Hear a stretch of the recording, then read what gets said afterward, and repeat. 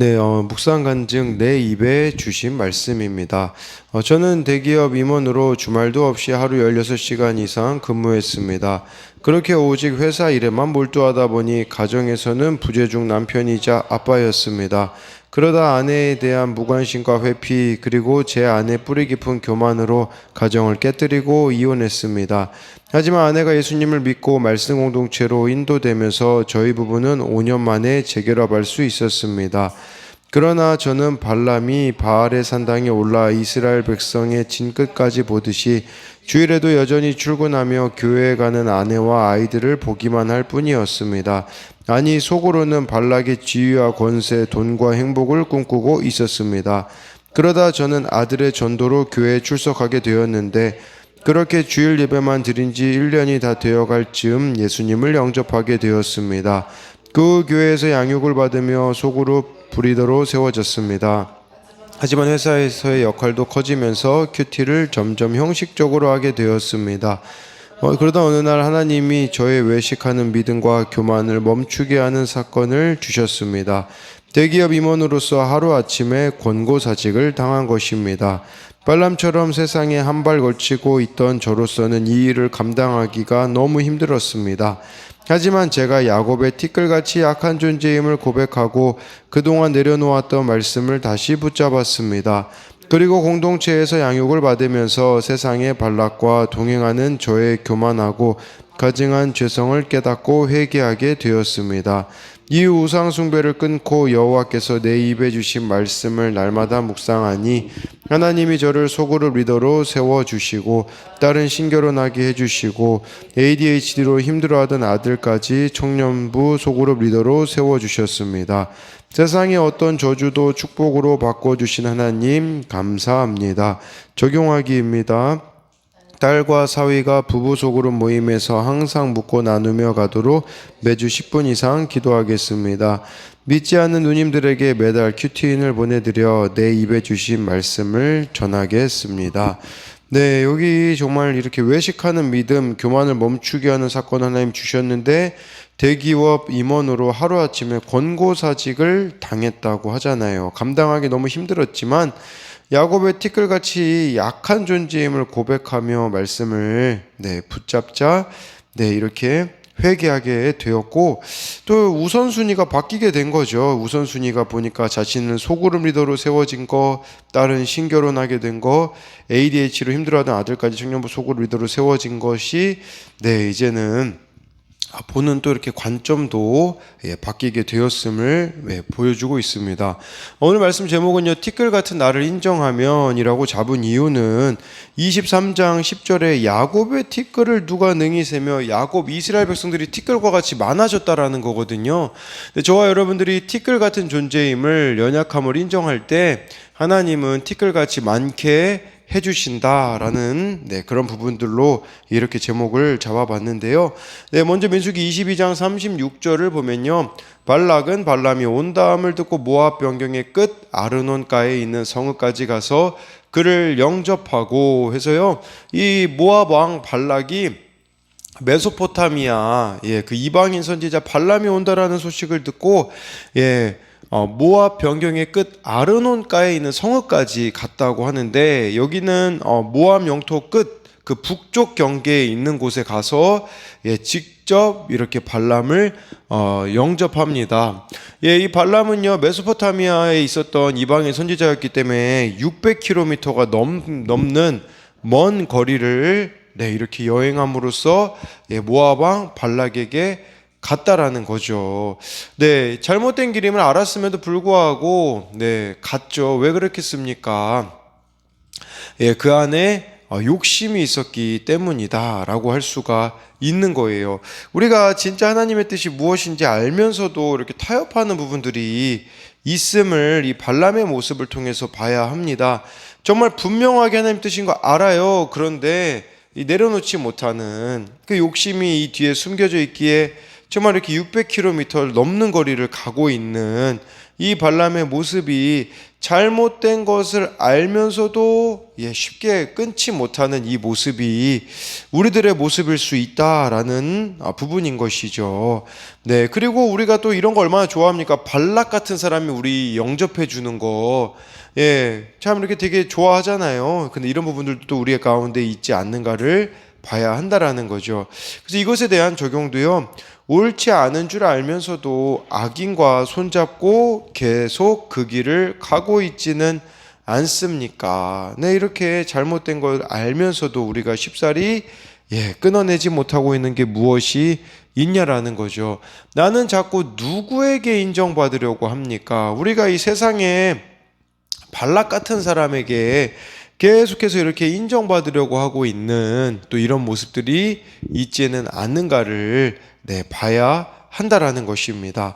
37절에요. 발락은 발람에게 이르되 내가 특별히 사람을 보내어 그대를 부르지 아니하였느냐? 그대가 어찌 내게 오지 아니하였느냐? 내가 어찌 그대를 높여 존귀하게 하지 못하겠느냐라고 해서요. 우리가 이 발락 같은 사람을 왜 좋아합니까? 특별히 대접받기 때문이에요. 그래서 나와 있잖아요. 특별히 사람을 보내어 그대를 부르지 아니하였느냐라고 이렇게 우리 뭔가 되게 특별한 것들을 좋아하는 그런 모습들이 있다라는 거죠. 그러니까 세상에서 특별한 사람이 되고 싶은가, 하나님 앞에서 특별한 사람이 되고 싶은가는 또 다른 문제다라고 할 수 있지 않겠습니까? 내 뜻대로 해주면, 이스라엘 백성들 저주만 해주면 원하는 거 모든 거 다 주겠다라는 거예요. 그래서 37절 후반절에도 그렇게 얘기하잖아요. 그대를 높여 존귀하게 하지 못하겠느냐? 원하는 거 다 주겠다. 이스라엘 백성들 저주만 해달라라고 이렇게 말하고 있는 거죠. 그러니까 발람이 원하는 만큼 재물도 내가 줄 수 있고 이렇게 해주길 테니까 내 뜻을 좀 이루어 달라라는 것을 말해주고 있는 거예요. 참 하나님께 복종하면 간단할 것을요, 하나님을 거스르기 때문에 너무나 많은 대가를 지불하고 있는 발락의 모습이 나타나 있는 것입니다. 그래서 이것에 대한 적용으로는 사람은 사랑의 대상인데 내가 믿음의 대상으로 의지하고 집착하고 있는 사람은 누구입니까? 그래서 이것은 발락에게도 해당되고 발람에게도 해당되는 부분이 아니겠습니까? 38절에요. 발람이 발락에게 이르되 내가 오기는 하였으나 무엇을 말할 능력이 있으리까? 하나님이 내 입에 주시는 말씀 그것을 말할 뿐이니이다. 이게 오류예요. 이게 오류. 이미 하나님께서 말씀하셨거든요. 저주하지 말라. 그러면 아예 애초에 안 오면 되는 문제인데 이미 여기까지 다 와가지고 고작 하고 있는 말이 하나님이 내 입에 주시는 말씀 그것을 말할 뿐이니이다 라고 이렇게 말하는 것이 이게 오류인 것이죠. 그래서 이 말은 참 되게 잘한다라고 볼 수 있겠지만 이미 이곳에 와 있는 것 자체가 유혹의 빌미를 준 것이다 라고 할 수가 있는 것이에요. 아예 이러한 유혹의 환경에 가지 않는 것이 가장 지혜로운 길임을 우리가 알아야 한다라는 것입니다.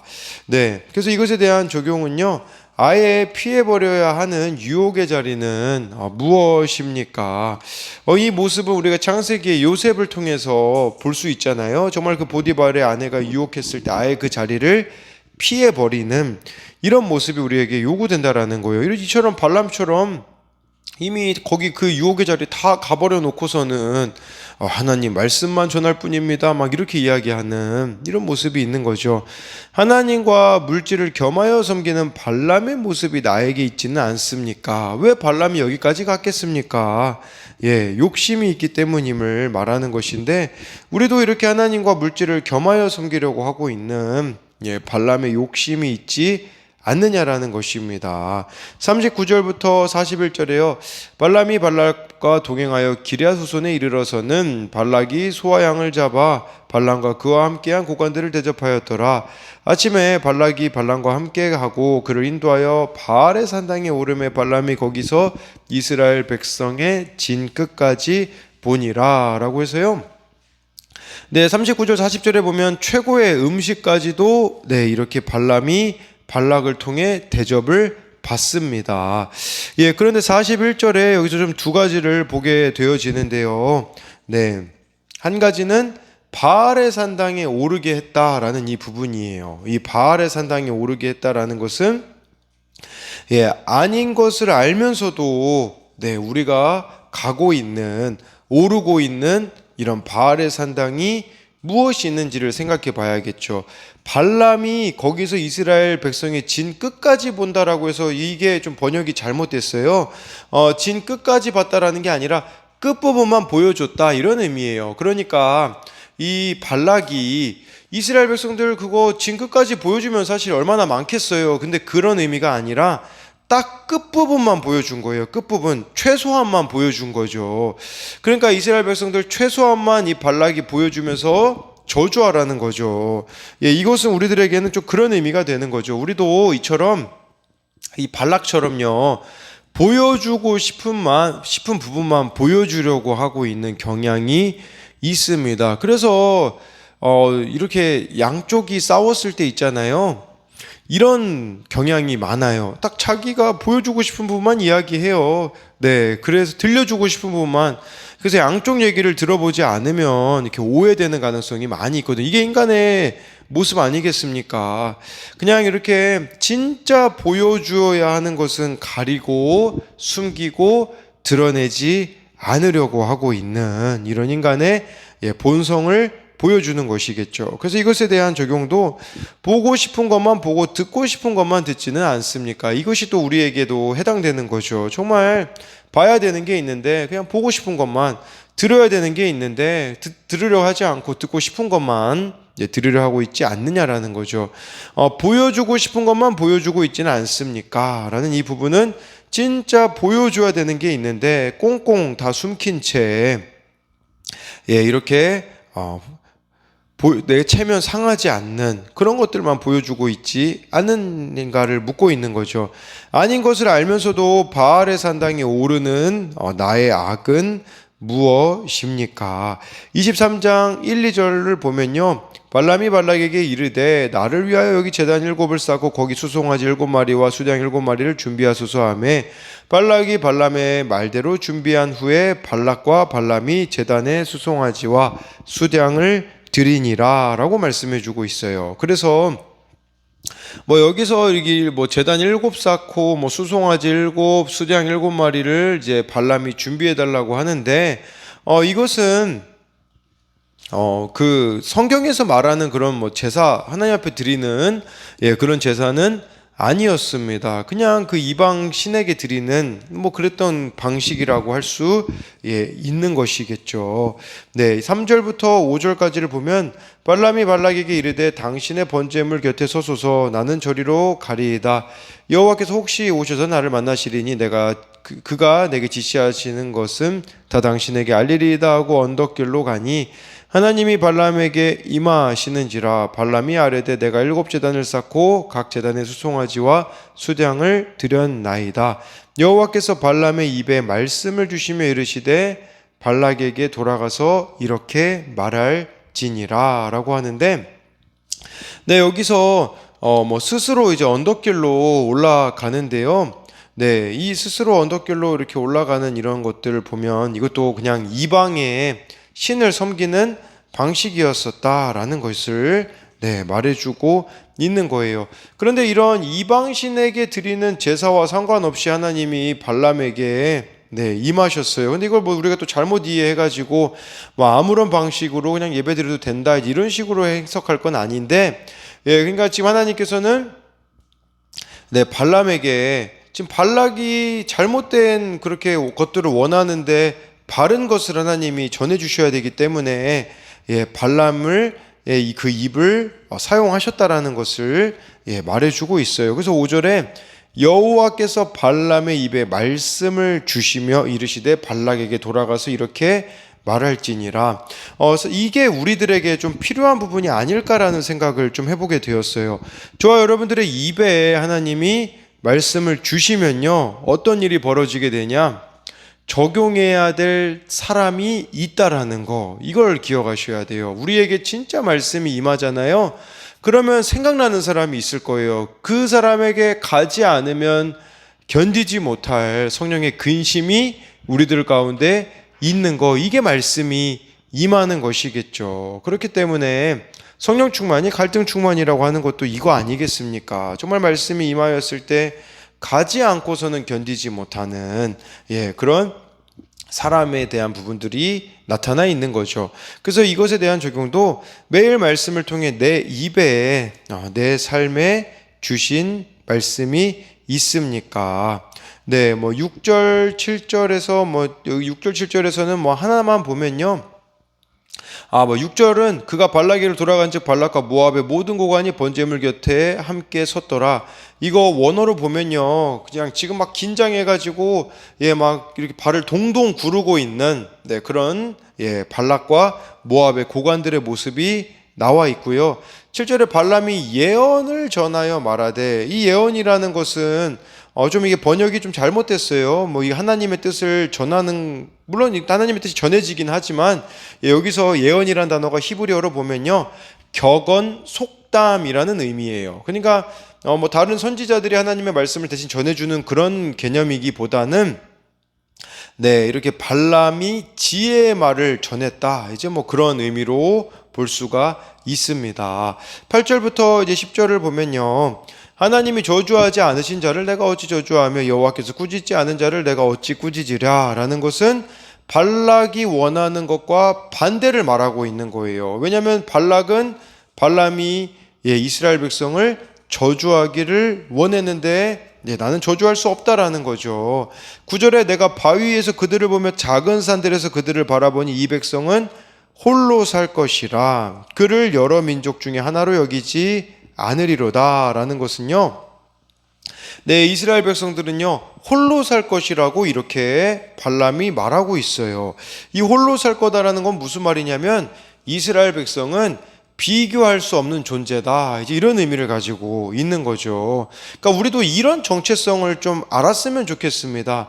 우리는 하나님 앞에서 다른 그 누구와 비교할 수 없는 존재라는 거예요. 근데 문제는 뭡니까? 우리는 자꾸 다른 사람과 나를 비교하면서 이 비교의식 속에서, 열등감 속에서 우리가 얼마나 많이 살아가고 있느냐라는 거겠죠. 또 여기서 이 비교, 이 홀로 살 것이라는 말은요, 이스라엘 백성들은요 사람들의 돈이나 힘을 의지하지 않을 것임을, 또 이 세상에서 하나님의 백성이기 때문에 다른 모습으로 살아가는 모습을 보여줄 것이다라는 의미도 있어요. 우리가 정말 이런 모습이 있는가? 세상 사람들과 나와의 그런 다름이 존재하는가? 이제 이런 것들을 우리가 생각해 봐야 되는 것이겠죠. 10절에 야곱의 티끌을 누가 능히 세며 이스라엘 4분의 1을 누가 능히 셀고 나는 의인의 죽음을 죽기 원하며 나의 종말이 그와 같기를 바라노라 하매 라고 해가지고요, 야곱의 티끌을 누가 능히 세며 라는 것은 이스라엘 백성들이 이 티끌같이요, 먼지같이 엄청 많아졌다라는 뜻이거든요. 무수한 숫자가 될 거라는 것인데, 이것은 우리들에게는 이런 의미가 있겠죠. 뭐냐면 내가 티끌같이 약한 존재임을 인정하고 고백할 때에 하나님은 우리들을 티끌과 같이 많게 해주실 것이다 라는 것을 기억해야 된다라는 거예요. 더 쉽게 말하자면요, 나의 죄인됨을 인정하며 나아갈 때에 하나님은 이렇게 티끌과 같이 많게 해주실 것임을 말씀하고 있는 겁니다. 그래서 이것에 대한 적용도 하나님의 백성으로서 세상과의 다름이 내게 있습니까? 아까 이것은 그 9절 말씀에 이 백성은 홀로 살 것이라에 대한 적용 질문이고요. 내가 티끌같이 약한 존재임을 인정합니까? 그렇게 인정했을 때 돈도 힘도 없는 나를 하나님이 어떻게 지켜주시고 티끌처럼 많게 축복하셨습니까? 이 10절 말씀에 대한 적용인 것이죠. 11절 12절을 이제 마지막으로 보면요, 발락이 발람에게 이르되 그대가 어찌 내게 이같이 행하느냐? 나의 원수를 저주하라고 그대를 데려왔거늘 그대가 오히려 축복하였도다. 예, 이 발락이 예, 이렇게 그 생각하는 신의 개념은 이거죠. 예, 돈으로, 예, 능력으로, 예, 이렇게 신을 나에게 맞추는 거죠. 그러니까 내가 원하는 뜻에 신이 맞춰주기를 원하는 이런 발락의 모습이 여기에 나타나 있다라는 것이에요. 예, 그러면서 이제 12절에 발람이 대답하여 이르되 여호와께서 내 입에 주신 말씀을 내가 어찌 말하지 아니할 수 있으리까라는 이런 네, 부분인데 네, 그랬을 때 물론 이 뭐 발람이 여기서는 뭐 맞는 말을 하는 건 맞죠. 그렇지만 그 끝이 다르기는 하나 그냥 이 말 자체만을 본다면 우리에게 필요한 거는 뭐겠습니까? 발락과 같이 하나님을 조작하는 신의 모습이 아니라 예, 이 12절의 고백처럼 하나님의 말씀을 따라 살아가는 하나님께 나를 맞추며 살아가는 인생이 되는 것이 하나님이 우리에게 원하시는 것임을 저와 여러분들이 기억해야 한다라는 것이에요.